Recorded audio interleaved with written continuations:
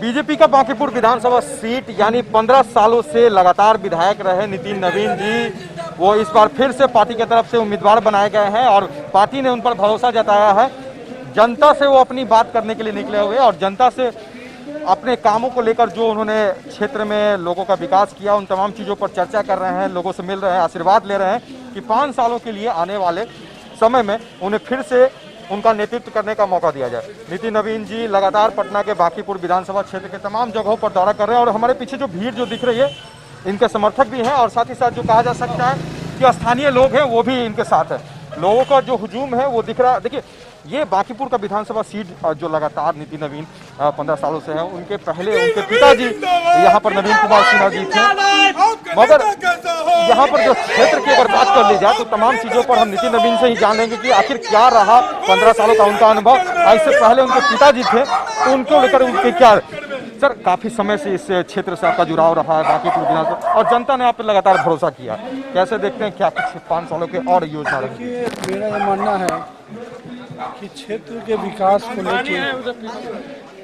विकास को लेकर हम लोग लगातार तत्पर रहे और हम ये कभी नहीं कहते हैं कि विकास की संपूर्ण योजनाएं हो गई हैं, लेकिन हम लोगों ने विकास के जो हम सफ़र था जहां से हम लोग शुरू किए थे और आज एक उस स्तर पर लाए हैं जहां बिहार के विकास की चर्चा अब उन अग्रणी राज्यों में होने लगी है जहां विकास आज से 20 साल पहले शुरू हुआ। पटना का बांकीपुर का जो क्षेत्र है, पहले नितिन नवीन जी जैसा माना जाता था कि 15 सालों पहले की जो बात होती थी कि डेवलप जो होना चाहिए था वो नहीं हो पाया, काफ़ी पिछड़ा हुआ था, मगर अब स्मार्ट सिटीज़ आ गए हैं, स्मार्ट सिटी की योजनाएं पर काम चल रही है। पटना मेट्रो का बहुत बड़ा हिस्सा बांकीपुर विधानसभा सीट में है, तो सर किस तरह से देखते हैं इन योजनाओं को पूरा करने के लिए जो समय है? देखिए, जहाँ पटना को हम लोगों ने कचरा से मुक्त करने का संकल्प लिया था, आज घर घर से हम लोग कचरा उठा रहे हैं। हम लोगों ने संकल्प लिया था कि हम लोग शुद्ध पानी पिलाएंगे और आज करीब 250 करोड़ की योजना से पाइपलाइन विस्तार का काम चल रहा है और करीब 12 हाई ट्यूबवेल बोरिंग हमारे क्षेत्र में करें। तो ये सारी चीज़ें जो पिछले 5 वर्षों की बात बता रहे हैं, आज गली मोहन। चलिए देखिए, कुछ जो है महिलाएं हैं घर से निकली। मैडम थोड़ा सा 1 मिनट, आपके विधायक हैं 15 साल से लगातार हैं, क्या काम से संतुष्ट है आप? हाँ, संतुष्ट है। स्वागत कर रही है। हाँ। देखिए, आज क्षेत्र में जनता का जो साथ होता है जनप्रतिनिधियों के लिए बहुत ही महत्वपूर्ण होता है और यही साथ और जो भरोसा होता है उन्हें 5 सालों का फिर से विकास करने को लेकर उनके हाथ में बागडोर दिया जाएगा। नितिन जी, हम लोग बात कर रहे थे पानी की समस्या को लेकर, जो पटना में पहले हुआ करती थी, लाइनें कट जाती थी, ट्यूबवेल खराब हो जाते थे, समस्या होती थी। इन चीज़ों को दूर करने के लिए जो बिहार के मुख्यमंत्री की तरफ से भी जो एक योजना लाएगा हर घर जल, इनसे कितना पटना के इस बांकीपुर क्षेत्र पटना में पाइपलाइन का काम थोड़ा विलम्ब से शुरू हुआ, चूँकि टेक्निकल कुछ दिक्कतें थी, लेकिन बाद में जब ये काम शुरू हुआ तो आज 250 करोड़ की योजना से पाइपलाइन विस्तार हो रहा है और अब पटना में जो शुद्ध पेयजल है हर घर पहुंचाने जो हमारा संकल्प है वो बहुत जल्द पूरा होगा। और मेरा ये कहना है कि जो चीज़ें जो मूल समस्याएं थी, आज हम मूल समस्याओं को 80 से 90% समाधान कर चुके हैं। नितिन नवीन जी, एक बीजेपी के ऊपर जो पटना के लोगों का विश्वास होता है, खास करके शहरी वोटरों का, कि बीजेपी उनके साथ है और लगातार सीट वो देते भी जा रहे हैं, मगर पिछले बार पटना डूब गया था, इस बार मगर बारिश हुई, मगर आप लोगों ने पटना को डूबने नहीं दिया। आगे की क्या कुछ पटना के लोगों के लिए ये रहेगा? जिस एरिया में आप खड़े हैं ये दक्षिण पटना का इलाका है, जहाँ पर 44 करोड़ की लागत से हम लोगों ने बेऊर से लेकर कृषि फार्म के ज़मीन तक सम्प हाउस का निर्माण करा है और वो निर्माण आज कहीं न कहीं दक्षिण पटना को बहुत बड़ा राहत मिल रहा है। वार्ड नंबर 11 से लेकर 18-19 तक के इलाकों के लोग को इसका लाभ मिलेगा। तो नितिन नवीन जी, ये आश्वासन क्या दे पा रहे हैं कि अब पटना जो डूबने की जो समस्या थी वो अब उसे निजात दिला? पटना कटोरा नुमा है तो हमेशा पानी को ड्रेन आउट किया जाएगा, लेकिन अब ये स्थिति है कि 5 से 6 घंटे में पानी निकल जा रहा है और मेरा मानना है कि जो क्रोनिक एरिया थे, चिड़ियाघर, खास महल, आज जल जमाव से मुक्त कर लिया हम लोगों ने। इसी के साथ साथ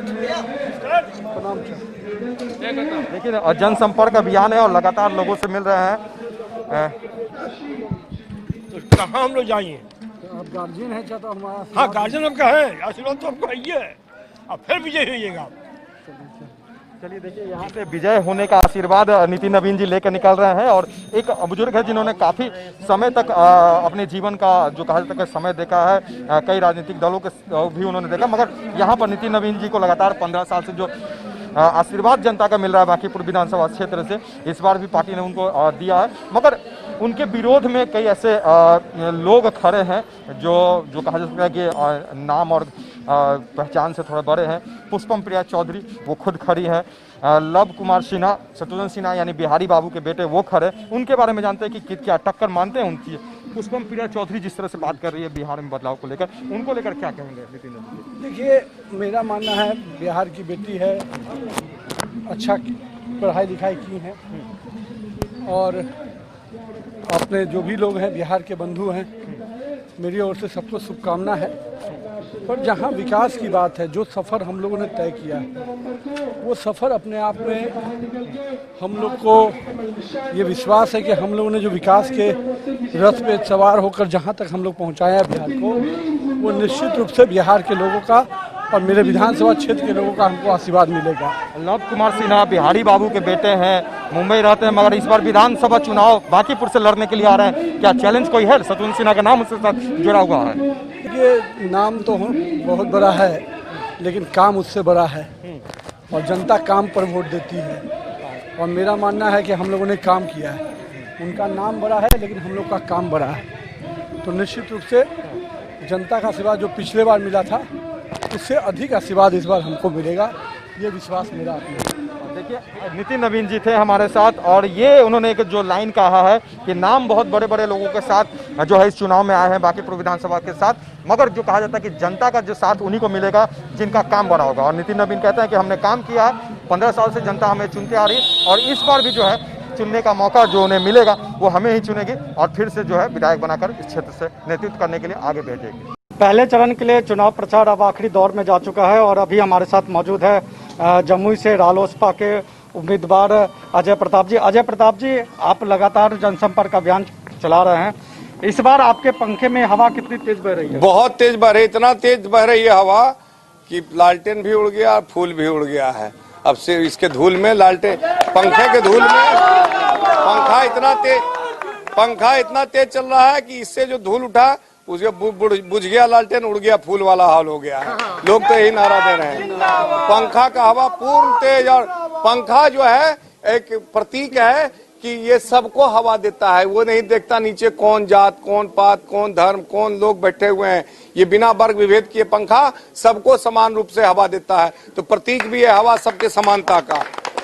किन मुद्दों के साथ इस बार आप हैं? इस बार हम सीधा मुद्दों के साथ है। हमको यहाँ बिजली, पानी, शिक्षा को फिर से सुधार करना है जो गड़बड़ा गया था 5 सालों में, और यहाँ औद्योगिक नीति लाना है और औद्योगिकीकरण करना है जम्मू का। ये एक बहुत बड़ा मुद्दा है मेरे लिए कि हमको यहाँ कल कारखाना किसी हाल में बिठाना है, लोगों के लिए रोजगार सृजन करना है कि जो लोग हमारे यहाँ से बाहर पलायन कर रहे हैं वो बाहर पलायन ना करें, उनका रोजगार यहीं सृजन हो, यहीं कल कारखाने बैठे, और छोटे छोटे जो लघु उद्योग हैं उनको भी हम बढ़ावा देने के लिए और उनके मार्केट का प्रसार कैसे हो, इसके लिए भी हम प्रयासरत हैं और इसके लिए भी काम कर रहे हैं और करेंगे।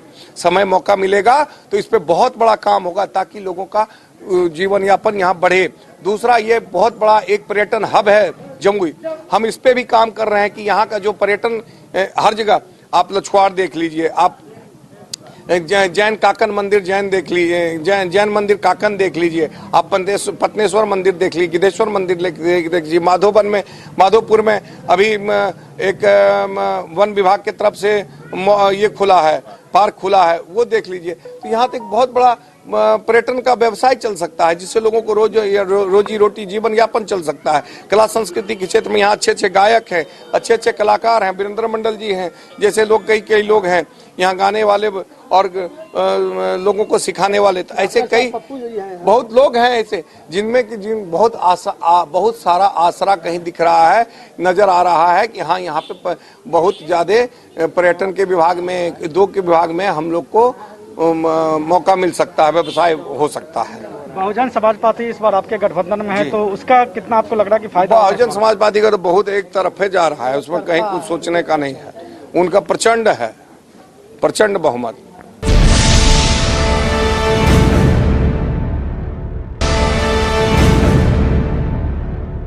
हमारे साथ हैं लोजपा प्रत्याशी अनिल उरांव जी।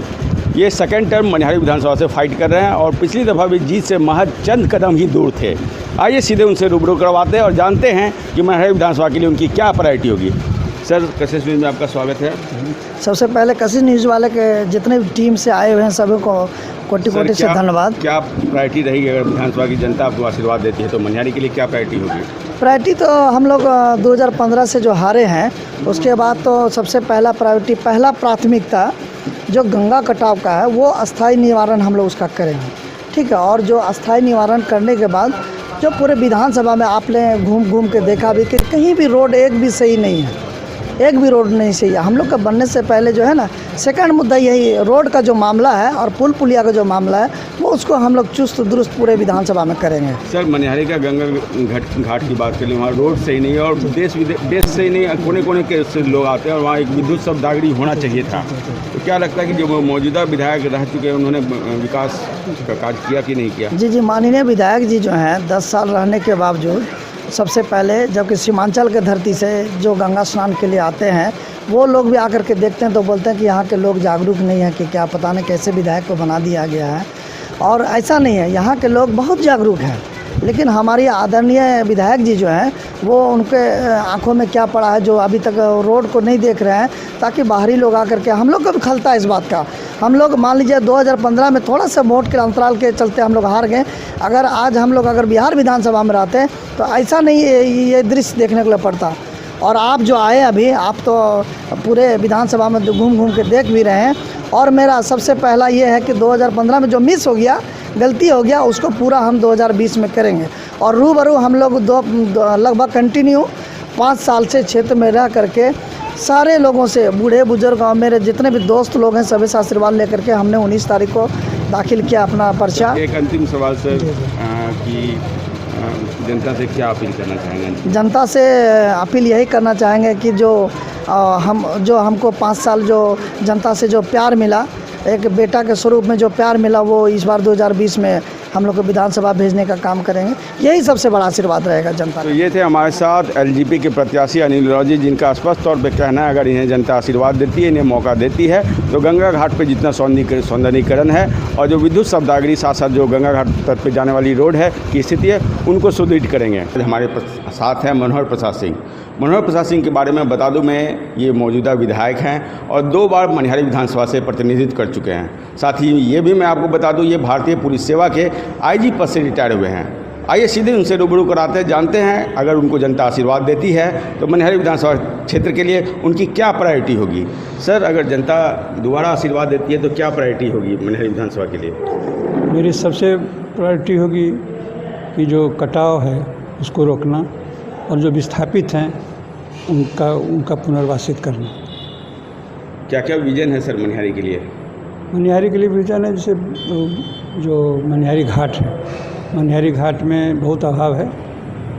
और माघी पूर्णिमा और सावन के समय में, फिर दीपावली के समय में, छठ पर्व के समय में लाखों लोग आते हैं यहाँ से, लेकिन वहाँ कोई सुविधा नहीं है, न घाट है, न शौचालय का कोई प्रबंध है, न उनके ठहरने का कोई इंतजाम है। तो इसके लिए मैंने विधानसभा में कई बार प्रश्न किया था और सरकार ने उसमें दिया था, आश्वासन भी दिया था कि उसको हम बनाएंगे। लेकिन यहाँ से जब रिपोर्ट मांगा गया तो रिपोर्ट यहाँ से चला गया कि सरकारी ज़मीन नहीं है और इसी के चलते वो नहीं हो सका। लेकिन अभी हम लोगों ने सर्वे कराया है और सरकारी ज़मीन है वहाँ उपलब्ध, और उस होने से उसमें शिविर बनाना जरूरी है और शौचालय बनाना जरूरी है। पिछले बार जो थे तो वहाँ पर हुआ था, पिछली बार वहाँ शिलान्यास भी हुआ था जो मिश्रा जी थे डीएम, और लेकिन वो हो नहीं सका अभी। और शवदागृह, क्योंकि यहाँ नेपाल से भी लोग आते हैं और यहाँ तक कि हाँ, तो यहाँ से अब सहरसा, सुपौल और पूर्णिया, ये तो आसान ही है, लेकिन नेपाल से भी लोग आते हैं दाह संस्कार करने के लिए, लेकिन कोई सुविधा नहीं है लोगों को। सड़क भी ठीक से नहीं है, सड़क के लिए भी हम लोगों ने प्रयास किया, सड़क के लिए भी एस्टीमेट बन गया है, सड़क बनाने का हो गया है। बिजली नहीं थी घाट पर, बिजली का प्रबंध हो गया, लेकिन अभी भी बहुत असुविधा है लोगों में। और इस मनिहारी को अच्छा बनाने के लिए यह सबसे ज़रूरी है कि उसको विकसित किया जाए। ये थे हमारे साथ मनोहर प्रसाद सिंह, जो मनिहारी विधानसभा के निवर्तमान विधायक भी हैं, और इनका स्पष्ट रूप से कहना है कि अगर इनको जनता वो तीसरी बार अगर मौका देती है तो मनिहारी घाट के सौंदर्यीकरण के साथ साथ मनिहारी घाट पर जो भी सुविधाओं का अभाव है उनको प्रायोरिटी के रूप में वहाँ उनको पूरा करेंगे। आज हमारे साथ हैं शंभू सुमन। शंभू सुमन के बारे में मैं आपको बता दूं कि ये यहाँ से जिला पार्षद भी रह चुके हैं और पूर्व प्रमुख भी रह चुके हैं और मौजूदा में एनडीए के प्रत्याशी हैं। आइए सीधे शंभू सुमन से आपको रूबरू करवाते हैं और जानते हैं कि अगर मनिहारी की जनता इन्हें आशीर्वाद देती है तो मनिहारी विधानसभा के लिए इनके लिए क्या प्रायोरिटी होगी। सर, अगर जनता आशीर्वाद देती है तो मनिहारी विधानसभा के लिए क्या प्राथमिकता होगी आपकी? जी, निश्चित रूप से जितना भी काम बचा हुआ है, चाहे मनिहारी गंगा घाट का सौंदर्यीकरण हो, चाहे पीर मजार का सौंदर्यीकरण हो, गंगा घाट में शवदाह का व्यवस्था करना हो, साथ ही साथ हमारा मनिहारी अनुमंडल में एकमात्र डिग्री कॉलेज है जिसका कि कई तरह का प्रॉब्लम है। वहाँ पे प्रोफेसर को पेमेंट समय पर नहीं मिलता है, वहाँ पर विधि व्यवस्था सुचारू ढंग से नहीं चल रहा है। उन सब चीज़ों को देखना है। साथ ही साथ जितने भी विस्थापित परिवार हैं जो गंगा के कटाव में महानंदा के कटाव में कट करके लोग बांध के किनारे और कई सरकारी ज़मीन पर जिधर तिधर बसे हुए हैं, उन लोगों को सबसे पहले तो उन लोगों को सरकारी ज़मीन आवंटित करवा करके या फिर सरकारी ज़मीन अवेलेबल नहीं हो तो प्राइवेट ज़मीन सरकार के माध्यम से उसे खरीद कर उन लोगों को पुनर्वास का व्यवस्था करना। यहाँ के स्थानीय जनप्रतिनिधि भी है, प्रमुख भी रह चुके हैं, जिला पार्षद भी हैं, तो यहाँ की जनता से रूबरू होते हुए रहेंगे, तो क्या उनकी समस्याओं को आपने अभी तक कुछ अपने स्तर पर कुछ हल करने की कोशिश की? बिल्कुल निश्चित रूप से। मैं पहले भी 5 साल तक प्रखंड प्रमुख रहा और वर्तमान जिला पार्षद भी हूँ, तो चूँकि मैं स्थानीय यहाँ का जनप्रतिनिधि हूँ, हमेशा अपने समाज के अपने क्षेत्र के लोगों के बीच में रहता हूँ। बाद बाकी जितने भी उम्मीदवार हैं, महागठबंधन के उम्मीदवार हैं, वो सीधा नदिया के पार के हैं, जो दूसरा लोजपा के प्रत्याशी हैं वो कटिहार जिला के पार के रहने वाले हैं। तो स्थानीय उम्मीदवार में से एनडीए समर्थित जदयू प्रत्याशी के रूप में मैं सिंगल यहाँ का एक प्रत्याशी के रूप में यहाँ पर हूँ। बाद बाकी बहुत से लोग जो अपने आप को कहते हैं उम्मीदवार, लगभग सब लोग बाहर के ही हैं। तो ये थे हमारे साथ शंभू सुमन, जिनका स्पष्ट तौर पे कहना है कि जितने भी प्रत्याशी यहाँ हैं वो पैराशूट प्रत्याशी हैं और ये स्थानीय प्रत्याशी यहाँ की लोकल हैं और इन्होंने यहाँ की जनता के लिए जो काम किया है। अब देखने वाली बात होगी कि आने वाले समय में जनता इन्हें किस रूप में अपना आशीर्वाद देती है। फिलहाल ये तो आने वाला वक्त ही बताएगा कि जनता चुनती है तो आपकी प्राथमिकता क्या होगी?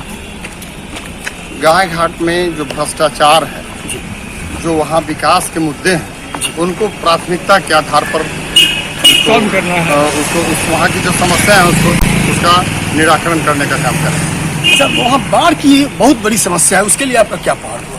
बाढ़ का वहाँ वो बाढ़ क्षेत्र इलाका है, बागमती से घिरा हुआ है, लेकिन वहाँ के जनप्रतिनिधि ने सही से अपनी बात को नहीं रखा, सरकार के पास नहीं रखा। समस्या का समाधान संभव है, वहाँ पुल पुलियों की भारी कमी है, उसको बना करके उसे निजात पाया जा सकता है। जी, निरंजन जी ने स्पष्ट कहा कि भ्रष्टाचार और विकास पे पूरा ध्यान होगा और समस्या का समाधान करेंगे। बिहार झारखंड का सबसे लोकप्रिय न्यूज चैनल अब सिर्फ एक क्लिक पर ऐप डाउनलोड करें।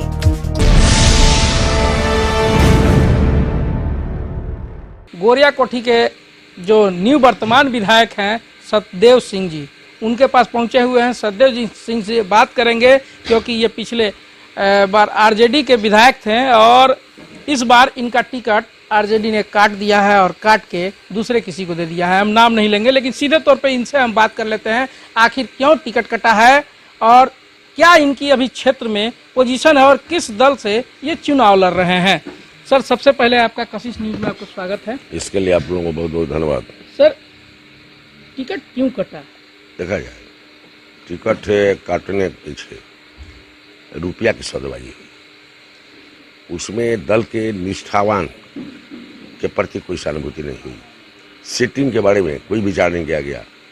माने ये हमारे टिकट कलेक्शन कमेटी जो थी उसका एक ही उद्देश्य था कि अगर पुनः लोगों का आशीर्वाद प्राप्त होगा तो मैं जिला का जरूर गठन कराऊंगा एम्स को बनवाने का भरपूर प्रयास करूंगा। बिल्कुल, तो आपने सुना कि ये सतदेव सिंह विधायक हैं जो साफ तौर पे कह रहे हैं कि हमने क्षेत्र में विकास किया है। कई तरह की जो योजनाएं थी, सरकार की जो योजनाएं थी, उसको धरातल पर बखूबी मैंने लाया है और जो कार्य हैं जो एक विधायक को करना चाहिए वो उसको मैंने पूरा किया है।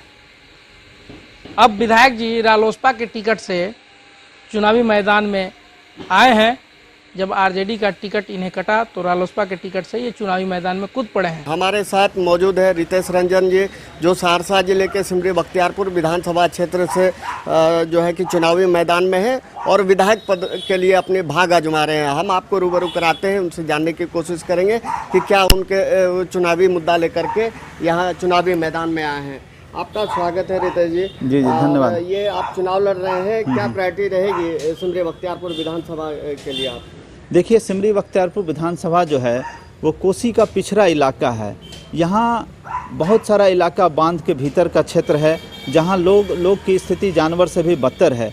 अभी वर्तमान समय में विधानसभा के चुनाव में जो उम्मीदवार अपनी उम्मीदवारी दे रहे हैं, जो राष्ट्रीय पार्टी के उम्मीदवार हैं, उनके हस्ताक्षर का स्याही नहीं सूखा होगा, वो जो है दूसरे दल से टिकट ले आए हैं।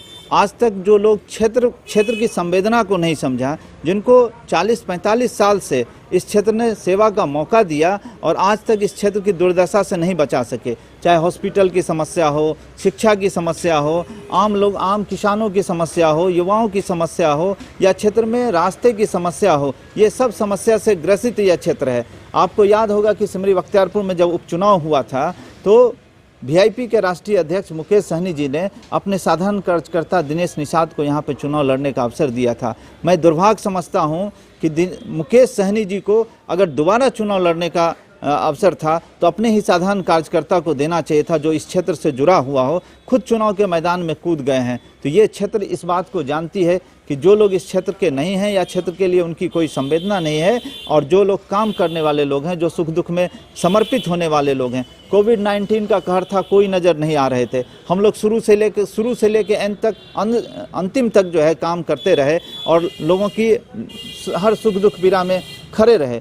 लोग समझ रही है, लोग जागरूक हैं, लोग जो है कहीं ना कहीं इस क्षेत्र को समझने वाले लोगों को वोट देंगे। आने वाले समय में ये पता चलेगा लोगों को। ये आप अगर जीते हैं तो विकास के पन्नों में पहली प्राथमिकता क्या होगी? देखिए, मेरे लिए सबसे पहली प्राथमिकता इस क्षेत्र में बांध के भीतर जो इलाके में जो लोग रह रहे हैं, जो जानवर से बदतर जीवन जी रहे हैं, जिनको आने जाने की समस्या है, रात बिरात अगर लोग बीमार पड़ते हैं, चाहे बूढ़े बच्चे या माँ हो, महिलाएँ हो, वो जो है बीमार अगर होते हैं तो मौत में ही चले जाते हैं। उनको कोई उपाय नहीं होता है कि वो वहाँ से निकल के क्षेत्र में इलाज कराने जा सकें। ये विडम्बना है कि आज़ादी के इतने वर्षों बाद भी उनको कोई सुविधाएं नहीं है।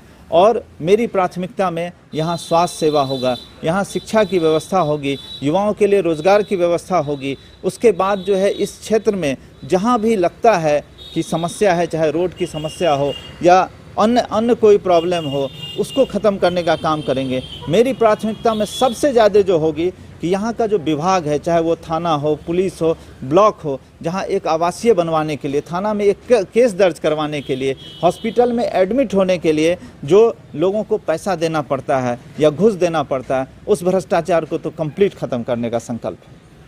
तो अभी हमारे साथ रितेश रंजन जी हैं जो निर्दलीय प्रत्याशी और सिमरी बख्तियारपुर विधानसभा से चुनाव लड़ रहे हैं। इनका कहना है कि अगर जीत हमारी होती है तो सबसे पहले इस इलाके से भ्रष्टाचार खत्म होगा।